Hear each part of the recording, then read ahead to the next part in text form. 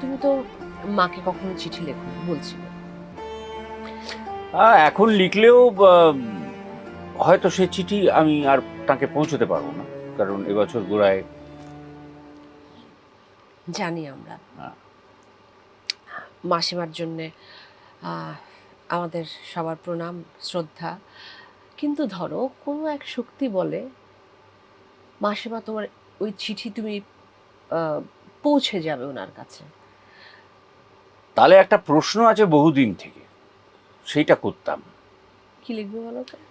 Deer মা, ছোটবেলায় তোমার হাতে প্রচুর মার খেয়েছি, পিঠে প্রচুর চুড়ি টুড়ি ভেঙেছে আমার। সেইটা তোমার কন্ট্রিবিউশন আমাকে এই শক্তপোক্ত, এতটা শক্তপোক্ত করে তোলার, যাতে এত বছর ধরে ফিল্ম ইন্ডাস্ট্রিতে টিকে আছি। হঠাৎ করে একটা ঘটনা আমার মনে পড়ে গেল, যার পর থেকে তুমি আমায় আর কোনোদিন মারোনি। সেটার কারণ আমি অনেক দিন থেকে ভাবছিলাম, ভাবতে ভাবতে আমার মনে পড়লো একটা কথা। বাবা তোমাকে হয়তো জয়পুর থেকে খুব সুন্দর একজোড়া কাঁচের বালা এনে দিয়েছিল, এবং একবার তুমি অতটা খেয়াল করনি, ওই বালা পরে আমার পিঠের ওপর প্রহার করেছিলে, তাতে একটা বালা ভেঙে গিয়েছিল। আমার মনে হয় ওই শোকে তারপর থেকে তুমি আমাকে আর মারোনি। এটা কি সত্যি? I am sure.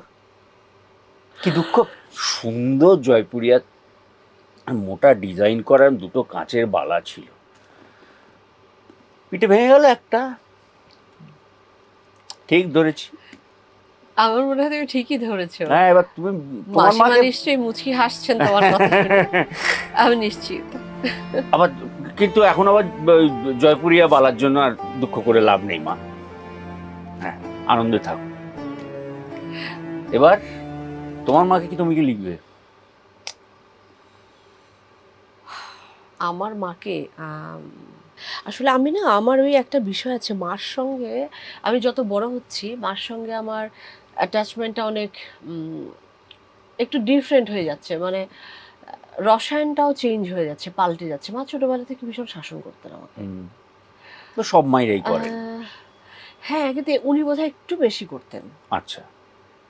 কারণ এই মেয়ে দুটোকে মানুষ করা, বড় করে তোলা এক হাতেই বলতে গেলে উনি করেছেন। কারণ বাবা খুব যে সংসারী মানুষ ছিলেন তা নয়, তিনি তার নিজ কাজে ব্যস্ত থাকতেন। তো মাকেই আমরা বাবা মা দুটো হিসেবেই পেয়েছি।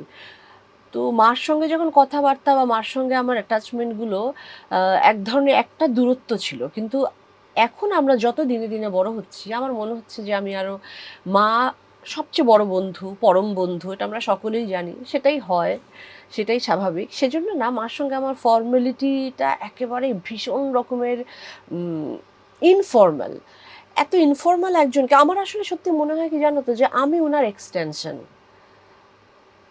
আবার উনি আমার এক্সটেনশন। আমি জানি না এটা মনে হয় কি না, যে উনি আমার এক্সটেনশন, মায়েরা আমার এক্সটেনশন, সেটা কারো মনে হয় কিনা আমার জানি না। শুধুমাত্র আমার মনে হয় যে আমরা একটি মানুষ দুটো ভিন্ন অবয়বে আছি, এমন মনে হয়। বড্ড কঠিন হয়ে যাচ্ছে ব্যাপারটা। হ্যাঁ, না কিন্তু আমি সেজন্যই বলছি যে খুব কঠিন হয়ে যায় আমার জন্য চিঠি লেখা বা মাকে কোনো ফর্মালি কিছু বলা, যে মা তোমাকে আমি ভালোবাসি, মা তোমাকে আমি খুব মিস করি। এই কথাগুলো আমার কখনো মাকে বলা হয়নি, না টেক্সটে বলেছি না কখনো কিছু বলেছি। ছোটবেলায় সে যে চিঠি লেখার মানে বানিয়ে না বানিয়ে নানান রকম বক্তব্য ছিল, ছোটবেলার চিঠি লেখার ধরন একরকম, বাট এখন হয়তো আমি চিঠি লিখলে হয়তো একটি কথাই লিখবো শুধু, কিন্তু সেটা আমি কখনোই মুখে বলতে পারবো না, যে মা তোমাকে আমি ভীষণ ভালোবাসি, মা ভীষণ ভালোবাসি, আমি পৃথিবীতে আর কাউকে তোমার চেয়ে বেশি ভালোবাসি না। এর থেকে সুন্দরভাবে কোনো সিরিজ শেষ হয়েছে বলে আমার মনে হয় না। ভালো থাকবেন এবং ডিয়ার মাকে আরো আরো আরো ভালো রাখবেন। छतरी जय